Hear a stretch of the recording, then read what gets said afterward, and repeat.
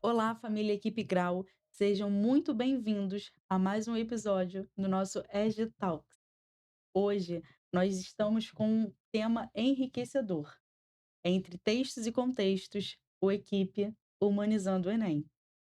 Eu sou Camila Mello, professora de língua portuguesa e coordenadora de redação, e vamos juntos destrinchar o que mais aparece nas provas de linguagens e humanas. Comigo estão 2 professores maravilhosos: Sérgio Trajano, desbravando a história, e Luciano Garcia, conduzindo a parte de Sociologia, Filosofia e Geografia. Juntos, vamos destrinchar os caminhos das provas de humanas e linguagens, fazendo vocês terem pensamento crítico em relação àquilo que a prova pede. Vamos nessa? Então, meninos, estamos aqui. É importante a gente falar sobre essa proposta da escola, né? De, de permitir que a gente entre na casa dos alunos de uma outra forma. E não só dos nossos alunos, né? O que é mais interessante, que a gente consegue, o Equipe Grau consegue contribuir com a educação de não só dos nossos alunos, mas de toda a comunidade. Eu acho que isso é muito importante. Hoje nós vamos começar a falar sobre a prova do Enem, que é uma prova que desafia os nossos alunos, né? E a gente sabe que não é uma prova tão difícil quanto eles pensam, mas só que eles precisam de estratégias, né? Eu acho que a parte de estratégia, ser estrategista nesse momento é mais importante do que muitas outras questões. E aí, falando nessa questão das estratégias, é importante a gente pensar no TRI, porque essa questão do TRI ainda assusta, né, os alunos, assim: "Poxa, mas como é que funciona isso e tudo mais?".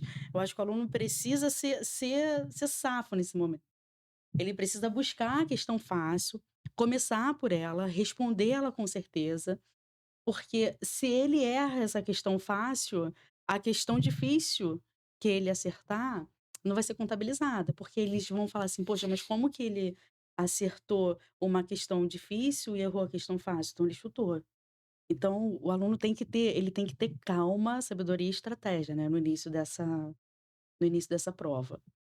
E aí depois a gente vem com a parte de linguagens, que são que o aluno precisa entender essa, né, porque a prova é toda de interpretação. Não, a gente tem que ter, eh eh, essa Instrumental, ideia. né. Exatamente. A gente tem que ter essa ideia que primeiro existe uma diferença entre interpretar e compreender, né. Interpretar é uma visão muito mais crítica, compreender tá ali no olho dele, tá escrito no texto. Então ali tá escrito, é aquilo que a questão pede, é aquilo que tá ali, ele não precisa pensar, criticamente falando. A interpretação já é um pouco mais puxada. Então, Uhum. assim, dentro da prova de linguagens, o que ele precisa fazer é começar pela compreensão, né, o que o texto quer dizer, o texto tá falando daquilo ali. Então eu preciso pensar naquilo dali e responder e acabou. Agora a questão de interpretação que é uma questão um pouco mais, ele precisa de um pensamento de mundo, de conhecimento de mundo, um pensamento mais crítico para conseguir responder. Isso na parte de linguagens, aí eu gostaria de saber de vocês, o que que eles precisam saber? Para a parte de história, para a parte de geografia, sociologia? O próprio Enem, ele já coloca, que ele estuda muito a questão de competências e habilidades. Certo. Então bate muito com o que você falou. Você tem que ter uma série de habilidades para ter a competência coerente, correta. O saber a questão é uma competência, mas a estratégia que você vai utilizar para resolver aquela questão, como você vai resolver a questão? Aí já é uma habilidade clássica de cada um. Uhum. Isso é muito interessante.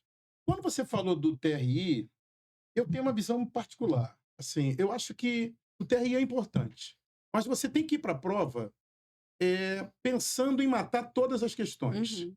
Você falou de uma estratégia interessante, de primeiro começar com as questões mais fáceis. Uhum. Minha preocupação para o aluno, ele identificar, dentre aquelas várias questões, por 45 Uhum. questões, quais as mais fáceis, quais as médias, quais as difíceis? Porque a banca, quando elabora essa prova, eles passam um tempo muito grande para elaborar, Certo. né? As questões são estocadas praticamente num grande banco, onde eles separam. E para o aluno nervoso, você saiu de casa já tremendo, todo mundo é hoje, hein? O dia da prova é hoje, hein? Hoje. Aí você já, meu Isso Deus, aí. Grande né? dia. É o grande dia. Para você identificar, então eu parto do pressuposto, quer dizer, o que eu falo muito para os meus alunos é: você tem que matar a prova toda. Agora, se você começa a perder muito tempo numa questão, aí é hora de você passar para outra, Sim. porque também é uma prova que exige um tempo. Você tem um tempo determinado. Então, você tem que ter, como você falou, essa estratégia. Sim. Você não pode perder um tempo enorme numa única questão. É. Né? Não é para te desafiar. Você não é o bam, bam, bam que tem que fazer aquela agora de Sim. qualquer jeito. Então, é interessante isso, né? A gente tem É. que dosar as coisas e usar essa estratégia. Sim. Não gastar muito tempo É. numa determinada questão. Não, até porque se ele perde muito tempo tentando responder uma questão, porque aquela questão para ele é difícil, né? Então, se para ele é difícil, ele tem que entender que ele está fazendo a prova ali sozinho. Se a questão para ele é difícil, então tá na hora de ir para outra. E também, né, gente, uma coisa que é importante a gente falar: nada de mudar gabarito na hora que vai passar para o cartão resposta. O menino vai lá, perde um tempo na questão, aí na hora de. Ai, marcou A. Na hora de marcar para o cartão resposta, eu acho que não é letra A, é letra B, vai lá, marca a letra B. Aí depois, quando sai o gabarito, era a letra A. Então, é importante você pensar nisso, tá? Não muda o gabarito na hora que você for passar para o seu cartão resposta, por favor. É um pedido, beleza? Não muda. E você, fala pra gente, Luciano, o que que você, qual seria a sua estratégia no momento da prova? Então, eu costumo falar, né, para os alunos, recomendar uma estratégia que já está consagrada, em particular nas questões de filosofia, mas eu acredito que ela se aplica às questões de humanas de uma maneira geral. Como muitos textos, né, que embasam, que são a base da questão, são textos, no caso de filosofia especificamente, né, são textos de pensadores que escreveram num momento histórico muito diferente, com uma linguagem muitas vezes pouco familiar, tá? Uhum. Eu sempre recomendo que eles façam o seguinte: leiam primeiro o comando da questão. Sim, claro. Dá uma lida no comando da questão. Dê uma lida no comando da questão, vê se você consegue identificar o autor, o pensador do texto. Isso já pode te dar um direcionamento se você tem uma ideia aproximada de quais são os conceitos fundamentais, os conceitos básicos com os quais aquele autor trabalha. Então, por exemplo, se o texto é um texto de um filósofo estoico, do período helenístico, tá? Uhum. Ele já sabe que tem algumas características do helenismo que ele pode identificar ali. Então, ao fazer a leitura do comando da questão, passar os olhos nas alternativas, ele já vai ao texto esperando encontrar alguma coisa, Certo. né? Com a perspectiva de que vai achar alguma coisa. Costuma ajudar. É claro que eu também acredito que cada um tem uma dinâmica própria, cada aluno constrói uma dinâmica própria de estudo, né? E até para resolver a prova. Mas a prova de humanas, isso já é consagrado, ela não é uma prova conteudista, Uhum. né? Mas isso não significa que a gente possa desprezar os conteúdos. Conhecer os conceitos, né? Ter uma noção clara, por exemplo, questões que envolvem o conceito de cidadania, o conceito de democracia, o conceito de autocracia, o conceito de empirismo, o conceito o conceito platônico de ética, o conceito aristotélico de política. Saber isso vai fundamentar, claro, a tua qualidade na interpretação do texto que está sendo proposto. Então, como estratégia básica, o que não é muita novidade, eu recomendo esse tipo de prática, né? Fazer a leitura, vai ao texto já tendo uma ideia do comando da questão. Acho que facilita encontrar ali o que você está procurando. Ressaltando, só Hum. confirmando o que ele falou. Não me deixa de ler esse texto de maneira nenhuma. Sem chance. Tem aluno que fala assim, professor, mas é um texto grande, é enorme. Tu tá louco, garoto, tu tá louco. Tem que ler e ler com atenção. Sim. O texto vai te dar todos os caminhos que você necessita.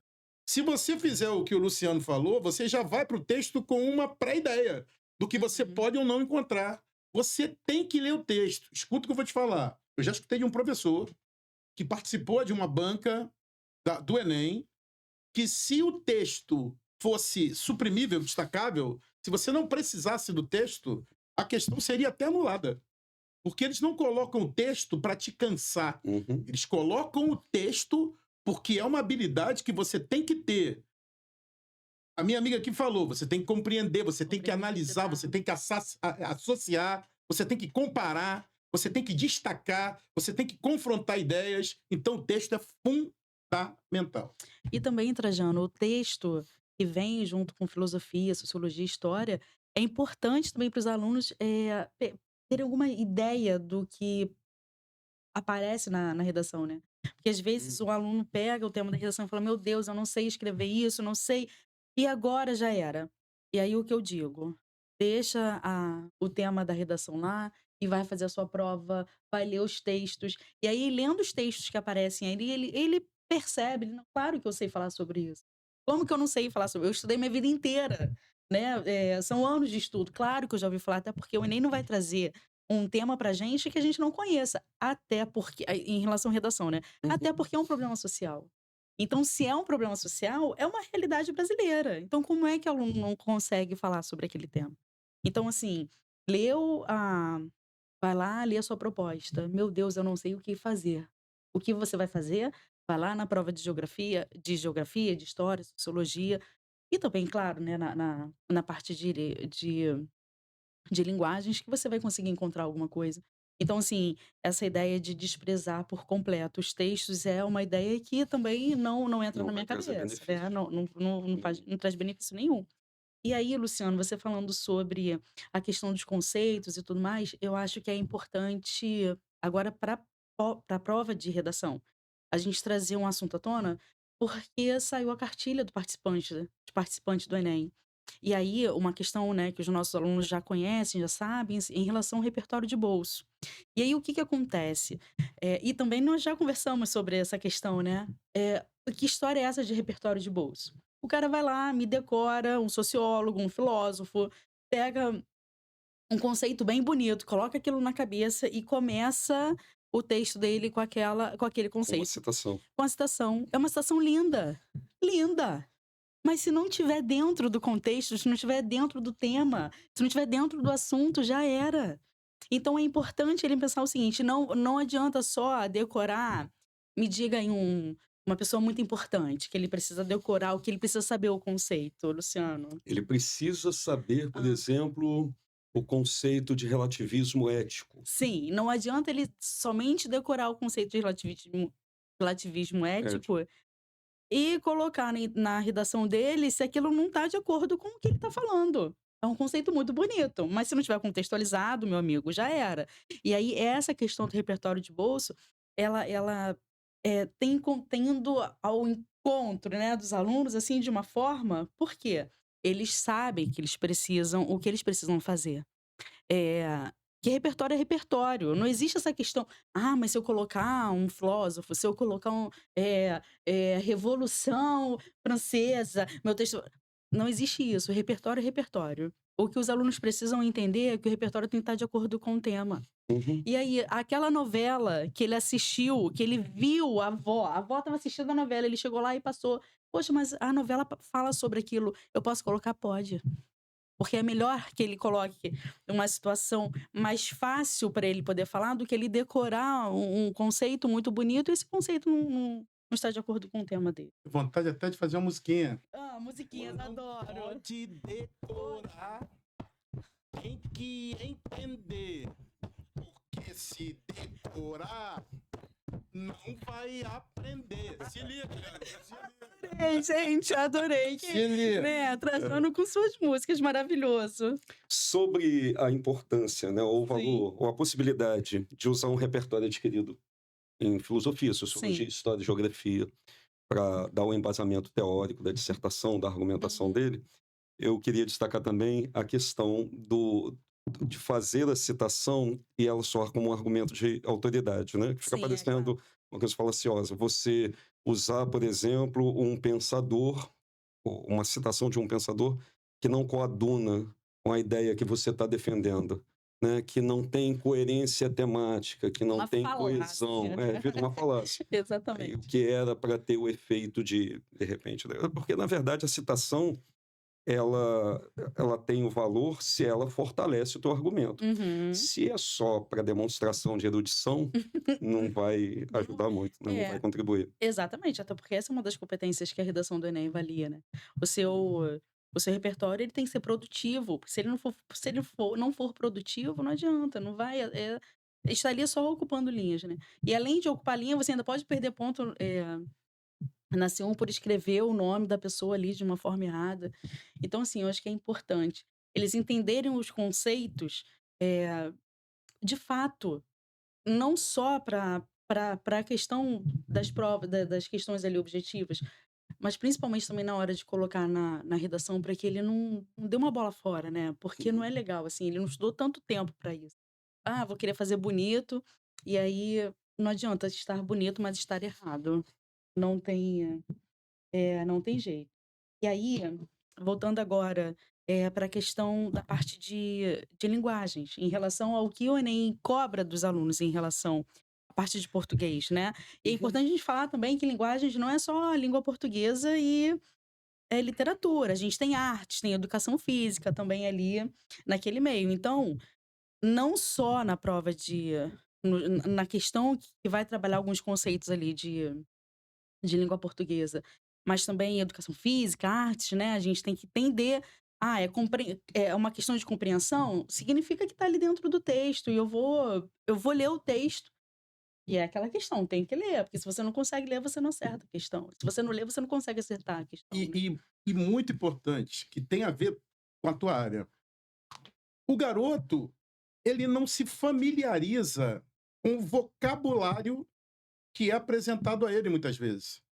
Eu, como você já deve ter passado por isso, às vezes a gente vai dar uma prova, né, a gente coloca questões do Enem, e o menino, até na hora que a gente está aplicando a prova, mas, professor, o que, que é Que é isso aqui? arbitrário? Aham. Professor, o que, que é Aham, coercitivo? aham, Aí, aí você não sabe. Às vezes ele tem até uma noção da nossa disciplina, Uhum, né? Mas ele se debruça com uma palavra que não é do vocabulário dele e que ele tem o hum, péssimo hábito de não ler, de não acompanhar, né, o que está uhum, acontecendo nos jornais, sim, né? E isso dificulta. é. Por isso eu falo, procure melhorar o teu vocabulário. Procure ler mais, para que você tenha familiaridade com esse tipo de vocabulário. Porque é o que cai no Enem. É o que aparece de fato. Deixe-me aproveitar a sua fala para uma observação que alguns professores de filosofia fazem já das provas do Enem dos últimos anos, tá? Nas questões especificamente de filosofia, tá bom? Existem certos conceitos da filosofia clássica que é dos períodos.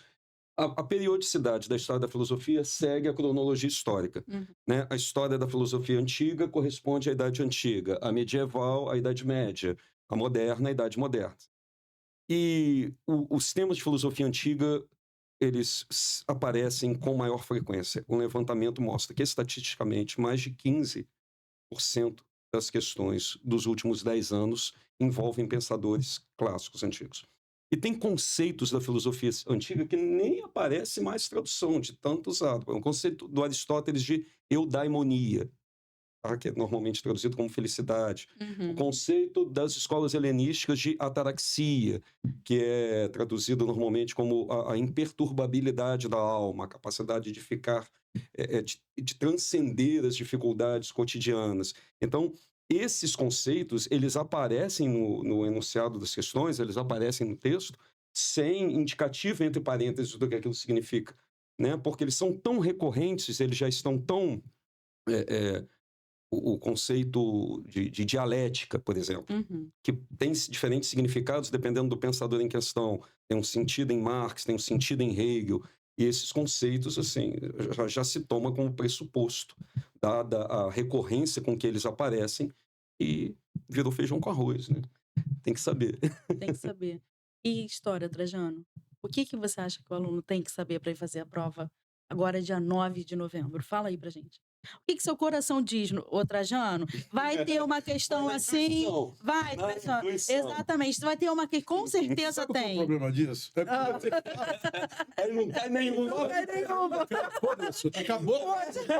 Fiquei vendo aquele Aí você podcast fala lá, assim, não deu em nada. Olha, nos últimos anos, no Agora. mínimo 2 questões sobre esse assunto, mas só que agora, Pode, igual eu falei, ó, gente, deixa eu fazer uma coisa, me permite. realmente, Pode não cair Aristóteles esse ano, hein?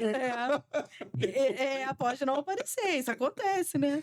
Mas uma coisa eu tenho certeza, alguma charge vai aparecer. Charge eu tenho certeza que E eles aparece. têm que saber, né? Eles precisam saber, exatamente. Eu sempre falo para eles assim, o artista, eu queria ser um artista, porque o artista ele Mas, tem um Trajano, você poder, é um artista.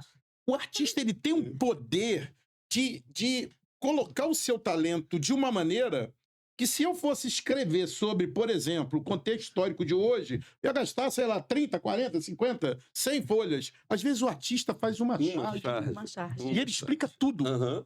né? Ele explica tudo. Então, é muito importante ter essa visão, né? E para isso, os caras têm que estar antenados. Eu sempre falo com eles.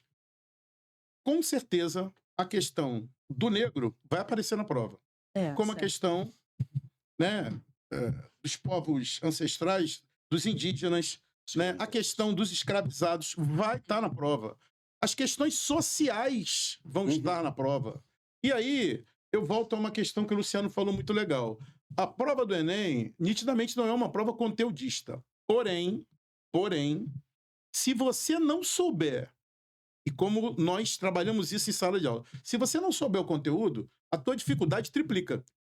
Porque se o cara traz um texto para você comparar da época de Vargas, se você já identificou que o texto é da época de Vargas, você em sala de aula, você já sabe todos os períodos da era Vargas.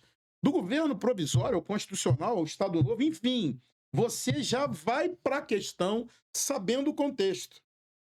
Eu lembro de uma vez, foi sensacional aquilo. Eu tava na sala dos professores e um professor estava dando aula sobre modernismo. E aí ele perguntou alguma coisa para os alunos, assim, modernismo e tal, contexto histórico. Aí os alunos falaram, não, professor, a gente não deu isso ainda não. Ele falou, Trajano não falou ainda do contexto histórico? Aí o pessoal falou, não. Ele falou, peraí que ele está na sala dos professores. Trajano, chega aqui um minutinho. O nome desse professor era Jefferson. Chega aqui um minutinho.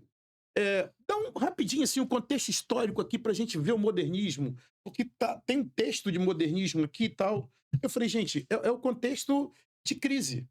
Você tem, na história, lembra do movimento tenentista criticando? Você lembra das greves operárias, do movimento operário?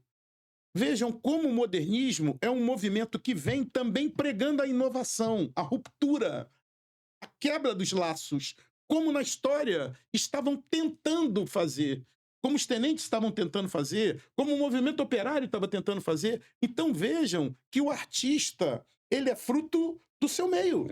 E ele faz uma semana de ruptura, uma semana de quebra, como se ele quisesse passar. Olha aí, dá para fazer na arte, dá para fazer na vida real.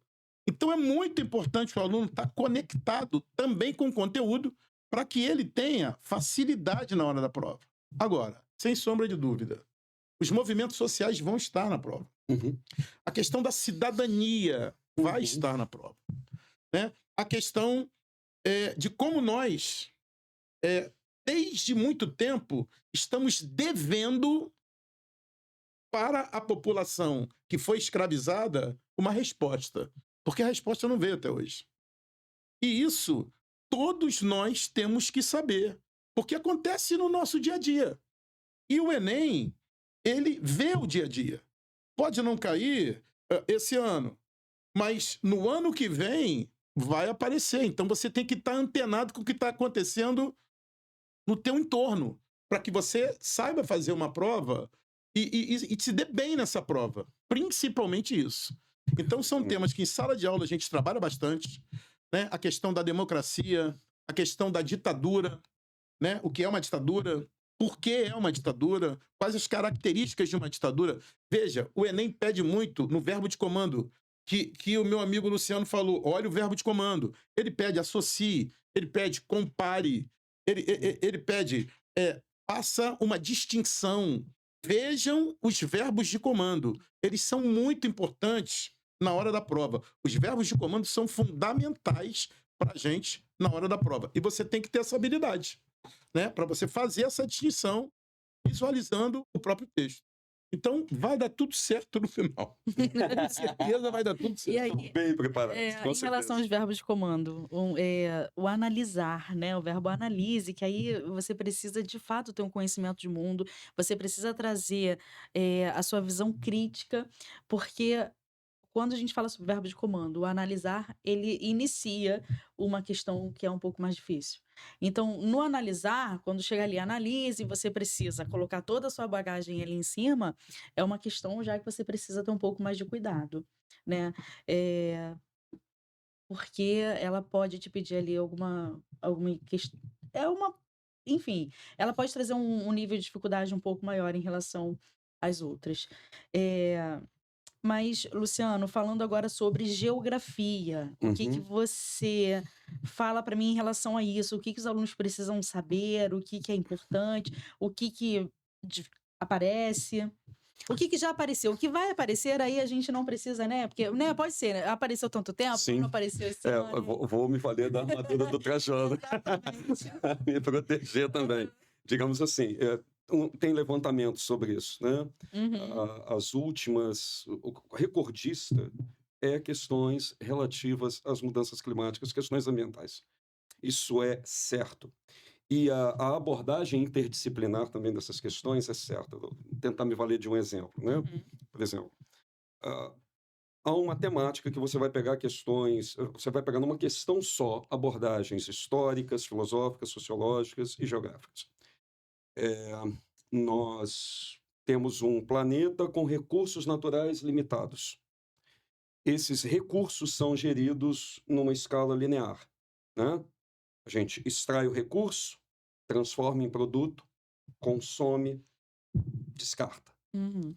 Pouco do que se descarta volta a essa esfera produtiva. Então, é um planeta com recursos finitos, explorado numa escala linear. Nesse processo, é possível abordar aí a questão do consumo, Certo. tá? Consumo, consumismo, que são questões trabalhadas em sociologia. A indústria cultural e a cultura de massa, né? Aí entra Adorno, Horkheimer, né? O estímulo ao consumo, obsolescência planejada, obsolescência perceptiva. Todos esses conceitos estão integrados ali.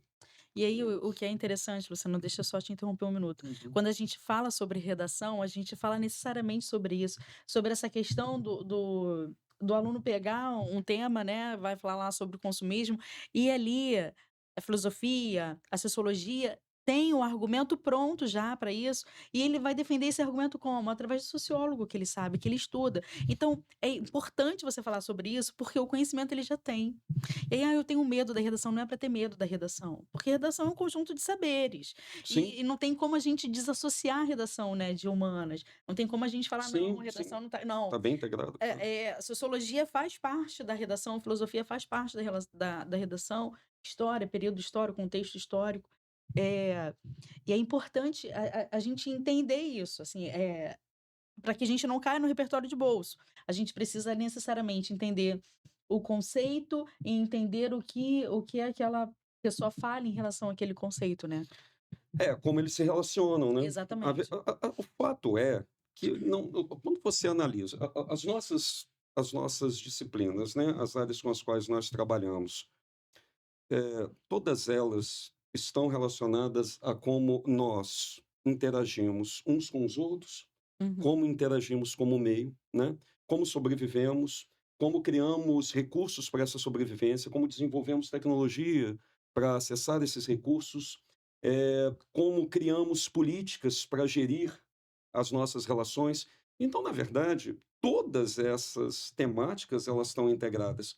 Se você volta à questão da gestão dos recursos naturais, você vai desembocando numa série de temas que, na verdade, é porque a nossa maneira, a maneira como a educação foi estruturada, de dividir as áreas, né, pelo especialista. Então, o Trajano é o especialista em história, ele vai abordar uma visão. Sim. Ele sai, entra o outro professor, que vai trabalhar uma outra perspectiva, de repente, até de uma outra ciência. Uhum. Então, eu não sei, mas me parece, eu também fui formado assim, né? Que a gente vai aprendendo a enxergar as ciências como se elas fossem Desassociadas. separadas, né? Dissociadas, Sim.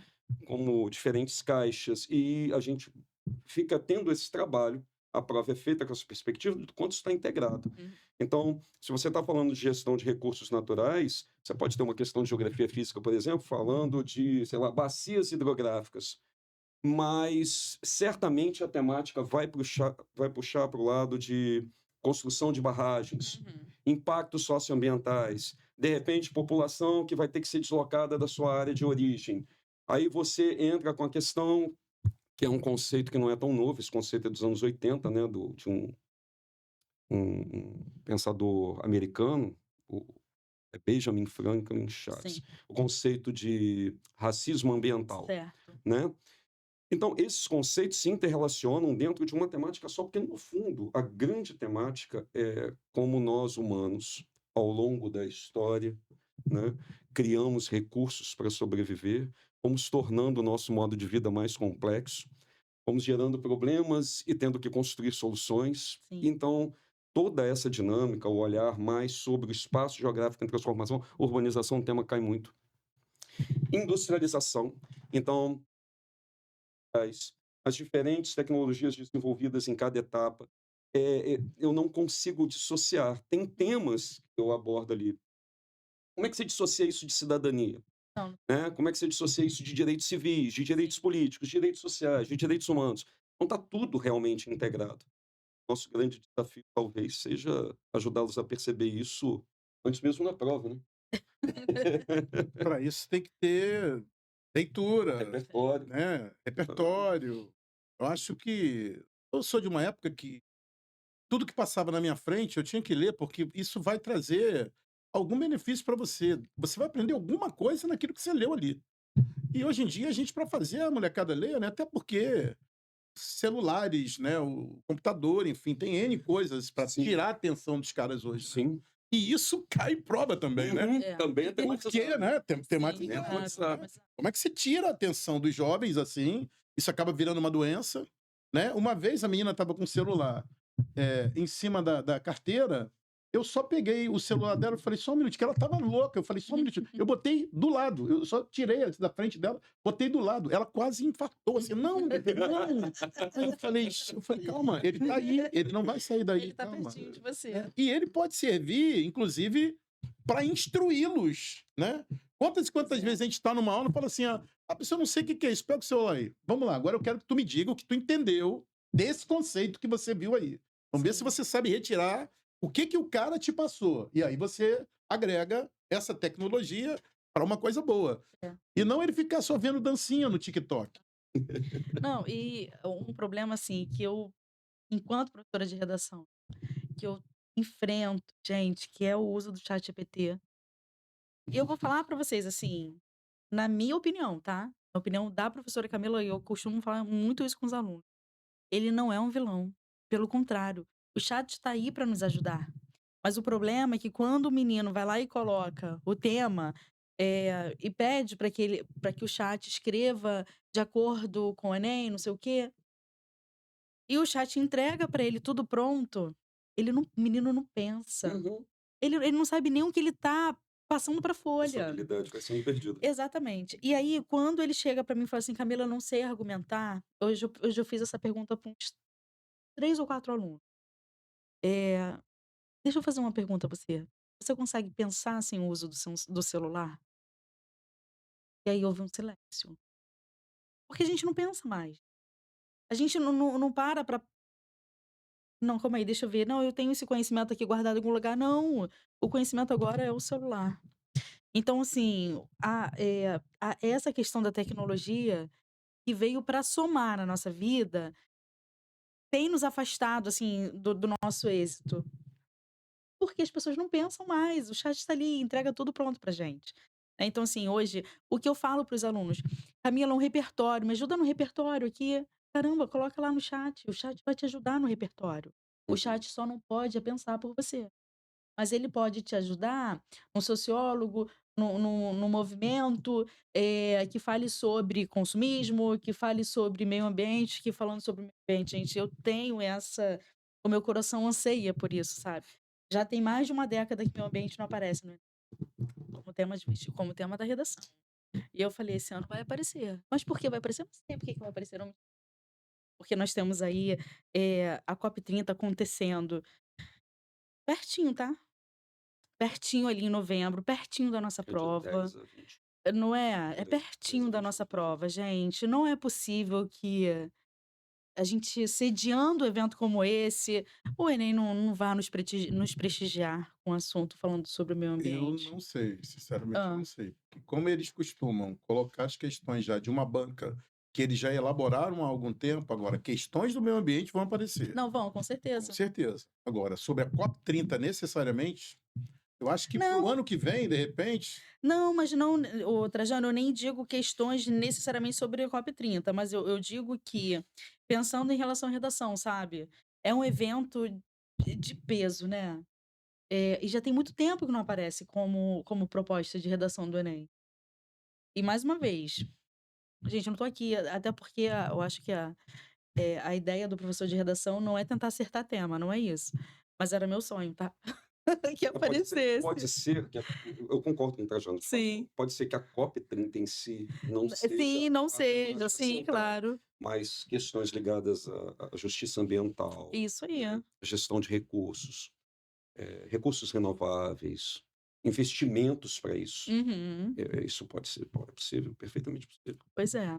E aí quando a gente agora na redação, quando a gente pensa sobre o eixo meio ambiente, falar sobre negligência estatal é é importante, porque os problemas que a gente, vê não são problemas, pontuais e nem problemas que aconteceram do ano passado para cá, são problemas que vêm de uma geração, né, de décadas aí.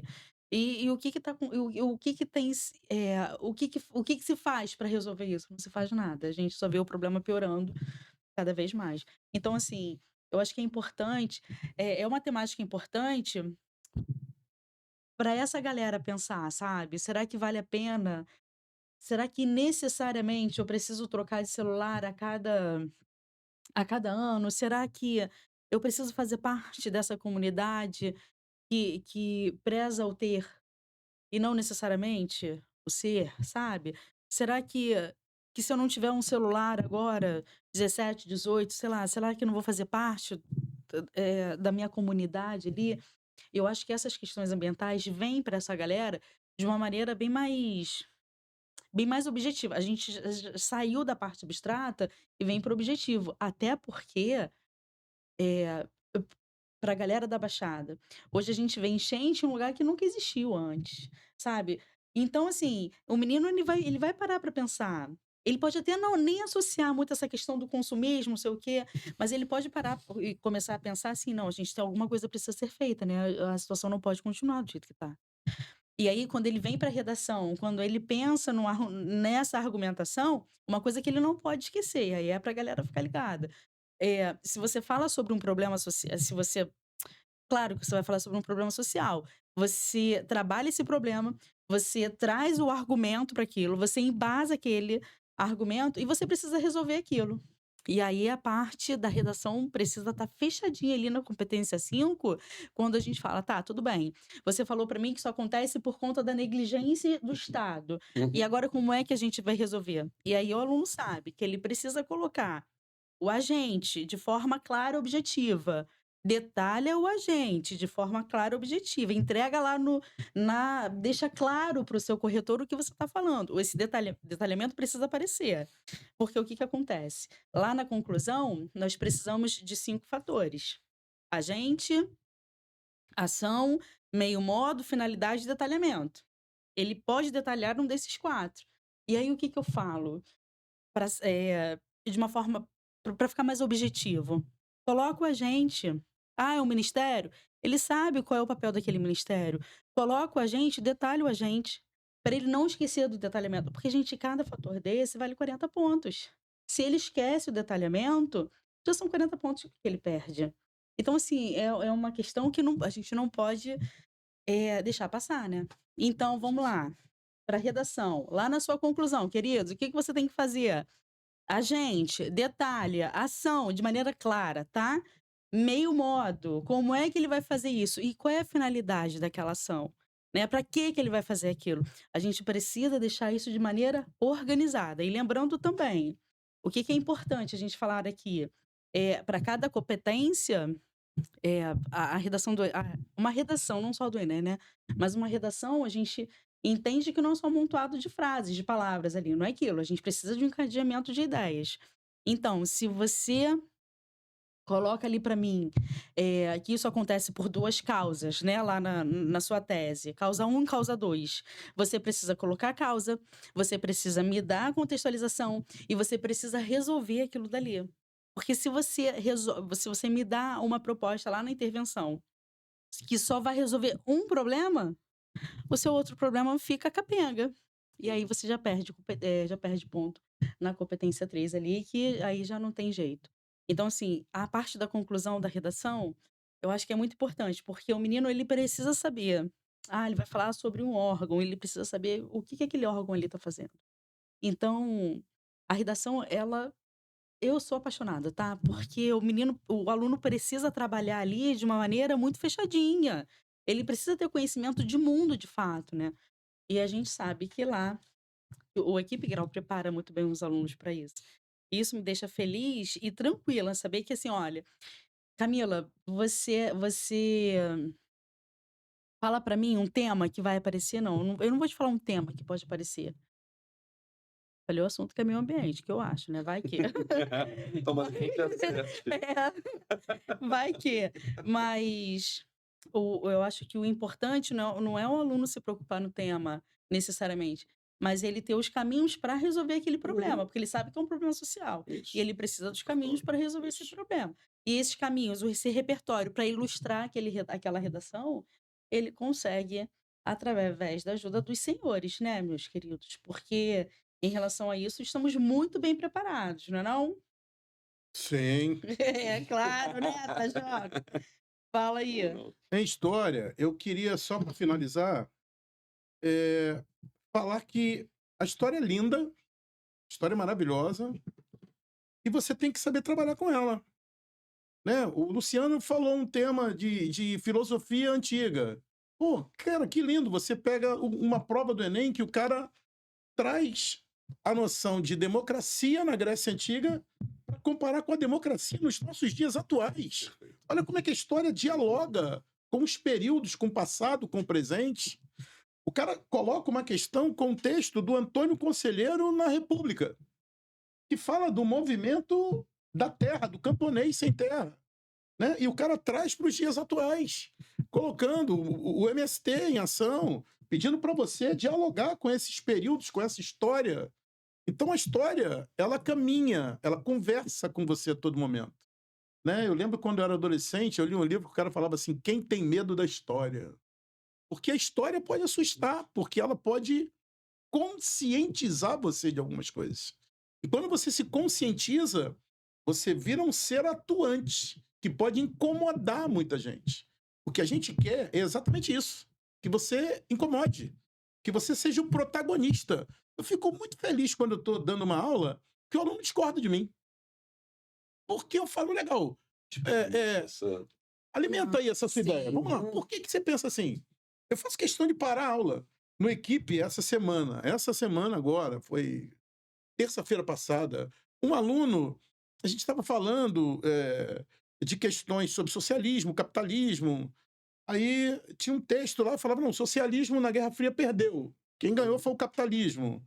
Aí eu fiz uma colocação, eu falei: "Esse capitalismo realmente venceu? Com o pessoal colocando amendoim no retrovisor do teu carro? É esse o capitalismo que tu acha que venceu?". Uhum. Aí o menino falou de: "Não, professor, realmente, me incomoda isso, né". Mas me incomoda também, professor, o fato, de umas pessoas que estudaram mais em determinados países, eles estudaram mais e, no entanto, eles ganham a mesma coisa que o cara que estudou menos". Aí eu falei: "Legal, alimenta esse papo aí. Por que que você pensa isso e tal?". Então a discussão cresceu, a turma cresceu, Uhum. e eu sei que esse menino, numa redação, por exemplo, ele vai conseguir falar alguma coisa. Porque ele, nesse momento, ele quis falar, né? E ele usou os argumentos dele, Uhum. né? Para a gente debater, para a gente questionar, né? A área de humanas tem muito isso de bom, né? Esse Sim. questionamento, esse debate, É. essa conversa, essa troca, né? Então, eu sempre falo, você não tem que ter medo da prova do Enem. A prova do Enem é que tem que ter medo de você. Claro. Grava isso. Muito bom. É.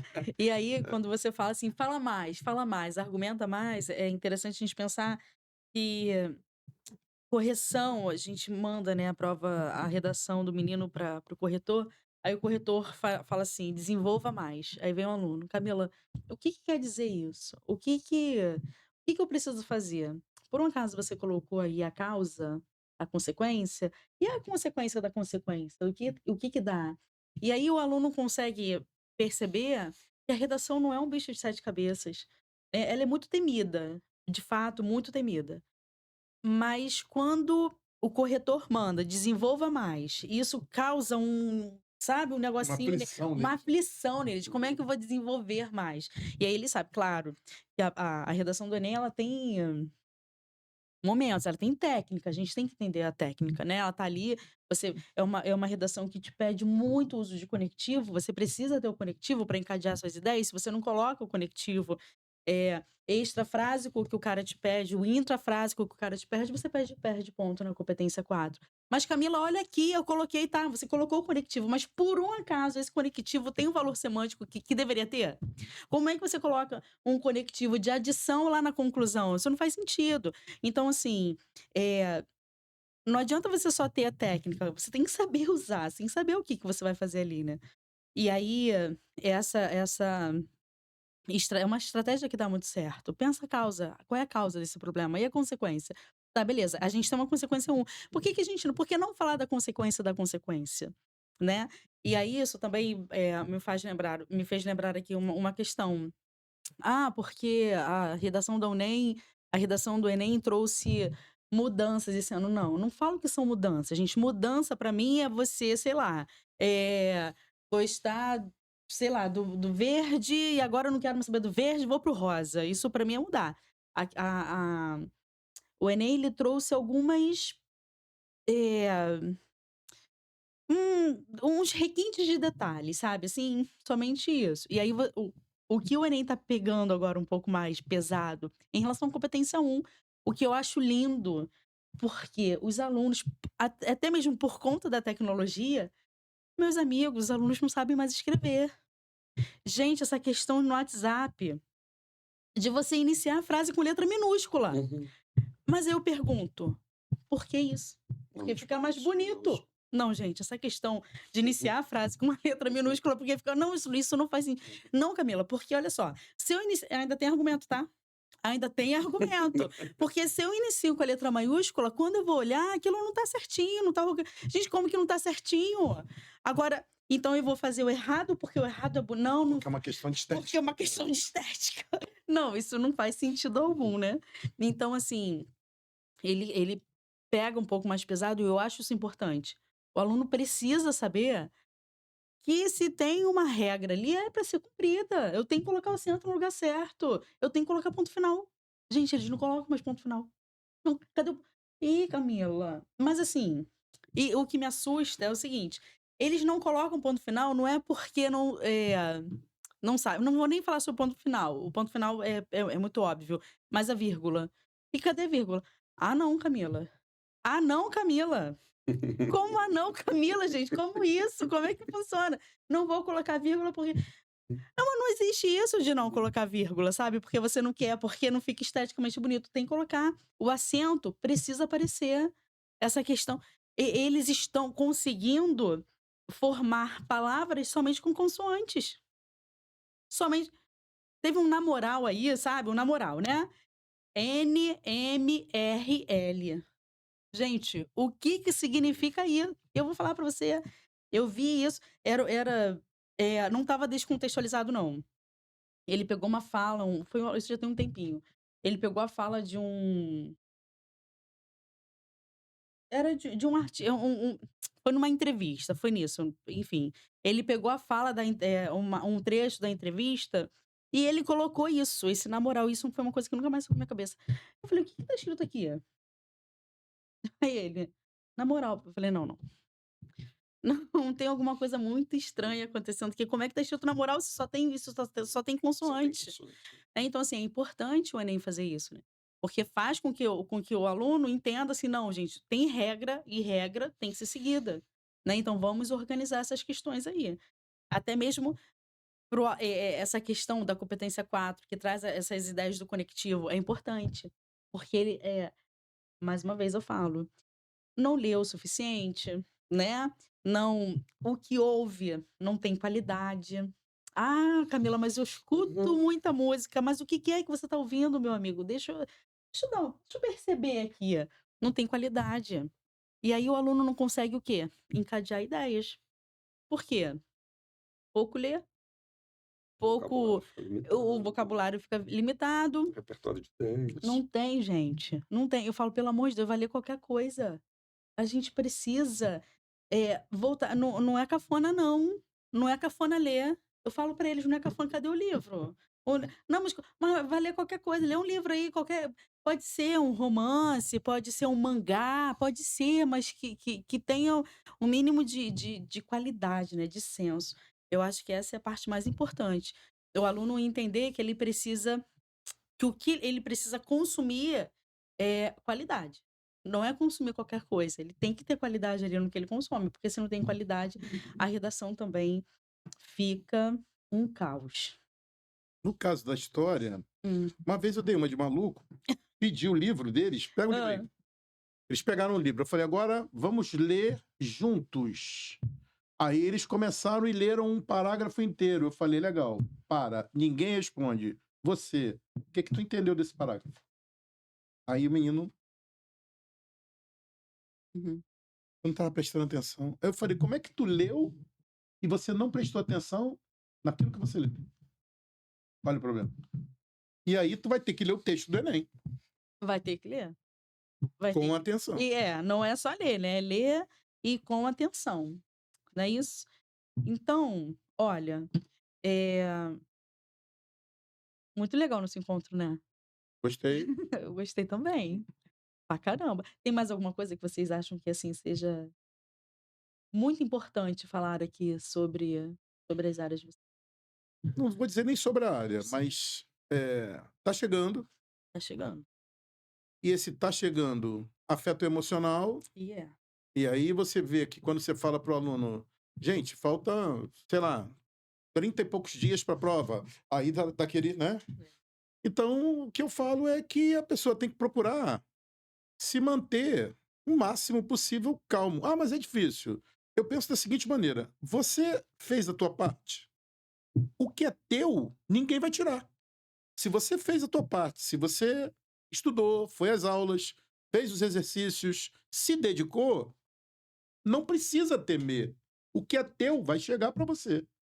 Então isso é uma maneira até que eu acho da pessoa se acalmar um pouco mais, né. Claro que no dia tem aquelas coisas que a gente fala sempre no dia, Sim, claro. né, chega cedo, olha, sai cedo, vê a escola, tu vai se atrasar, vai dar engarrafamento, todo mundo vai sair no mesmo dia, tu vai ficar com o coração disparado, teu pai vai atravessar, sinal fechado. Então, Isso aí. mas, de antemão, não precisa, né, o Enem é uma etapa da vida de vocês. Isso aí. Vocês terão várias Várias etapas. etapas.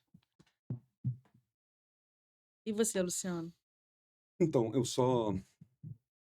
o Trajano já tinha falado, mas eu quero reafirmar que, ao contrário do que acontece com filosofia, que é muito usual pegar textos, né, de pensadores para servir ali de base para a elaboração da questão, sociologia, isso não acontece com muita frequência. Não é muito comum pegar texto dos grandes clássicos da sociologia, né? É raro uma questão que tem ali um texto do Weber, um texto do Durkheim, um texto do Marx ou do Comte. Não é tão comum, mas novos movimentos sociais e os movimentos sociais clássicos, né? A diferença entre eles, como os movimentos sociais clássicos estão ligados a questões de classe, as questões trabalhistas, e os novos movimentos sociais estão mais ligados a pautas de identidade social. Então, esse é um assunto muito recorrente. Gosto muito nesse tipo de assunto nas questões de sociologia. Eu realmente acredito, assim, o material que nós utilizamos, e Uhum. principalmente sociologia, ele está muito antenado com essas Sim. questões atuais, tá? Eu acho o material muito bom. Eu acredito que os nossos alunos são muito bem instrumentalizados, né? A prova é uma prova longa, cansativa, né? Administrar bem o tempo é algo que eu acredito que eles já estão bastante habituados a fazer, fazem muitos simulados. Uhum. Então, a prova em si, a hora do para valer, tá valendo, para quem já treinou tanto, não há de Isso aí. ser um problema. E eu reforço também, quero reforçar o que o Trajano já falou, que é bastante importante esse negócio de querer estudar na véspera, etc. Descansa, sabe? Já está bastante preparado, dorme bem, se alimenta bem, procura fazer alguma coisa que te permita no dia da prova estar bastante relaxado, porque vocês estão preparados para fazer essa prova. Ah, mas isso sem dúvidas, né. A mesma coisa acontece com a redação.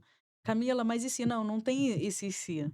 Você ficou sua vida inteira fazendo redação na equipe. Bastante. Eu acho que o projeto Redação Programada é um projeto excelente, assim, os nossos alunos, eles sabem falar sobre qualquer assunto.